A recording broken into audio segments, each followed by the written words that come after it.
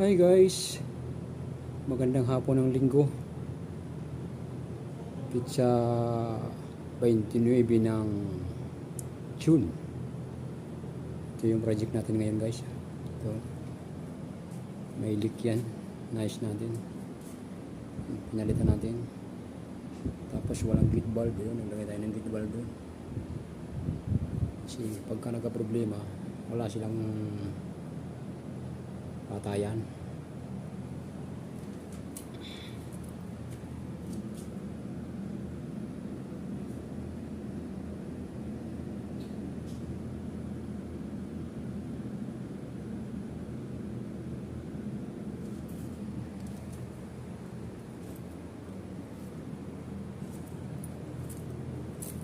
Ito yung storage